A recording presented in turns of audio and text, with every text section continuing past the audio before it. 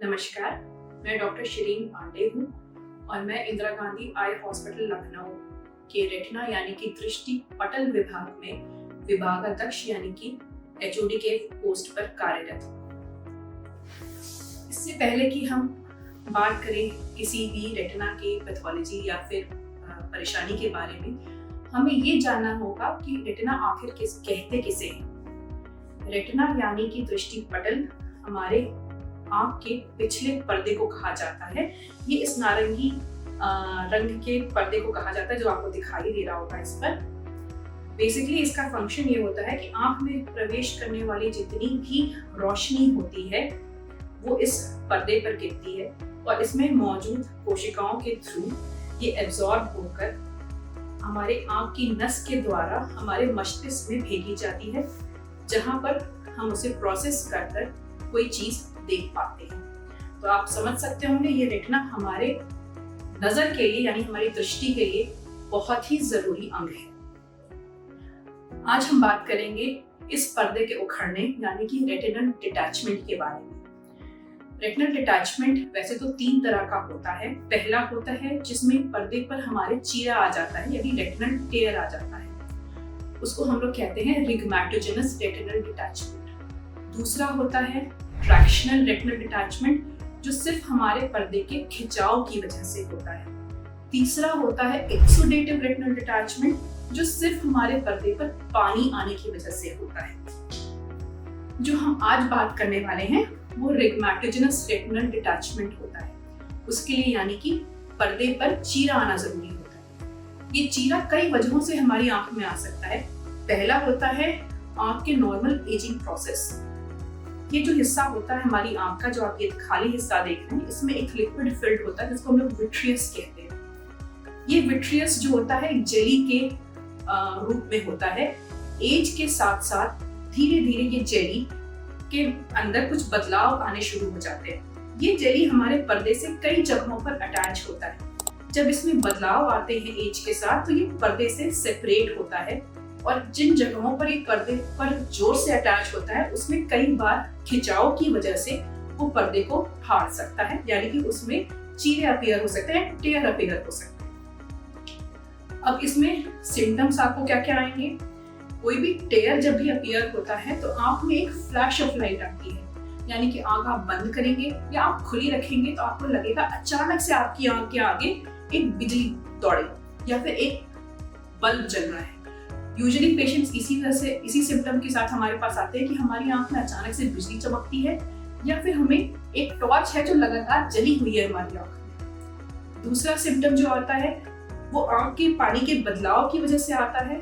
इसमें आपको छोटे छोटे काले काले धब्बे दिखाई देना शुरू होते हैं। कई पेशेंट्स इसे बाल की तरह डिस्क्राइब करते हैं, कुछ पेशेंट्स से मकड़ी का जाला भी बोलते हैं। ये रेटिनल टेयर आने के दूसरा कॉज होता है आपकी आंख में कोई जोर से चोट आ जाना। जब भी चोट आती है तो हमारा आंख कॉन्ट्रैक्ट करता है यानी कि सिकुड़ती है और उसके बाद रिफ्लेक्स में रिबाउंड करती है। तब ये विट्रियस जो होता है ये आपके पर्दे पर खिंचाव पैदा करता है और जहां जहां जोर से अटैच होता है वहां पर ये पर्दे को फाड़ सकता है। अब हम बात करेंगे इसके ट्रीटमेंट की। जब ट्रीटमेंट पर आप आते हैं तो इसमें ज्यादातर सर्जिकल ट्रीटमेंट ही होता है। अगर पेशेंट हमारे पास रेटिनल टेयर की स्थिति में आ गया, जब उसके पास सिर्फ टेयर है, तब हम उसमें सिर्फ लेजर कर पर्दे को वहां से सील कर देते हैं। लेकिन कई बार पेशेंट्स हमारे पास रेटिनल टेयर की स्टेज पर नहीं आ पाते। वो तब आते हैं जब वो टेयर के थ्रू ये जो विट्रियस है धीरे धीरे रिसाव करके उस पर्दे को पूरा उखाड़ देता है। इस स्टेज पर आने पर यूजुअली पेशेंट्स को ऐसा प्रतीत होता है कि उनके आंखों के आगे एक काला पर्दा गिरा दिया गया है। वो पूरा दृष्टि में आ सकता है या दृष्टि के एक हिस्से में आ सकता है। एक काला पर्दा जो आपको महसूस होगा धीरे धीरे धीरे धीरे बढ़ रहा है। ये स्थिति होती है आपकी रेटिनल डिटैचमेंट की, यानी आपका पर्दा धीरे धीरे उखड़ गया अपनी जगह से। इस स्टेज पर ज्यादातर ट्रीटमेंट सिर्फ और सिर्फ सर्जिकल होते हैं। इसमें और कोई ट्रीटमेंट नहीं होता है। सर्जरी जो हमारे पास है वो 3 तरह की है। पहले में हम आंख के सामने से एक बकल डालते हैं। इस बकल पर हम पर्दे को बिठा देते हैं। ये सर्जरी आंखें बाहर की जाती है, इसमें आंख के अंदर प्रवेश नहीं किया जाता। दूसरी सर्जरी होती है जिसमें हम आंख के अंदर प्रवेश करते हैं। जब आंख के अंदर प्रवेश करते हैं तो ये आंख का पानी हटाया जाता है, इस पर्दे को वापस बिठाया जाता है अपनी जगह पर और लेजर से इस पर्दे को सील कर दिया जाता है। क्योंकि हम आंख का पानी हटा चुके हैं तो इस पर्दे को अपनी जगह पर बिठाने के लिए या तो हम इस आंख में तेल डालते हैं या ऑयल डालते हैं सिलिकॉन, या फिर हम आंख में गैस डालते हैं। ये चुनाव सिर्फ और सिर्फ आपका डॉक्टर करता है, क्योंकि वो डिपेंड करता है कि आपका रेटिनल डिटैचमेंट कितना है और किस तरफ है। तो ये जो चुनाव हम टेम्पोलैंड का करते हैं ये सिर्फ इस पर बेस्ड होता है कि आपका पर्दा कितना इन्वॉल्व हुआ है और किस हिस्से में इन्वॉल्व हुआ है। सर्जरी के बाद हम पेशेंट को करीब 3 हफ्ते तक पेट के बल लेटने को कहते हैं। वो इसलिए कहा जाता है कि ये जो ऑयल है या जो गैस है ये हल्की होती है और उल्टा करने पर ये पीछे जाती है, पर्दे को अपनी जगह चिपकाए रहती है जब तक कि लेजर पूरा अपना असर न कर ले और पर्दा अपनी पूरी पकड़ न बना ले। ऑयल की स्थिति में 3 से 4 महीने बाद, कभी कभी 6 महीने बाद, या कभी कभी डिपेंडिंग कि अगर बहुत ज्यादा कोई क्रॉनिक स्टेज है या क्रॉनिक आरडी है तो फिर आरडी बहुत समय से है तो कभी भी 1 साल बाद आपका ऑयल हटाया जाता है।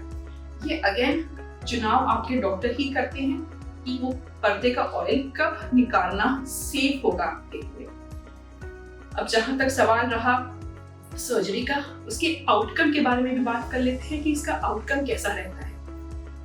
पर्दे की सर्जरी में जैसे कि आपके शरीर का कोई भी अंग उखड़ जाए तो उसको वापस अगर लगाया जाए तो ऐसा नहीं होता कि 100% रोशनी आपकी पूरी वापस आ जाए। उसमें थोड़ा बहुत कहीं ना कहीं लॉस आता ही आता है। जितना पर्दे की ताकत बची होती है, डिपेंडिंग ऑन कि आप हमारे पास कितनी जल्दी आ जाते हैं, उतनी रोशनी वापस आ जाती है।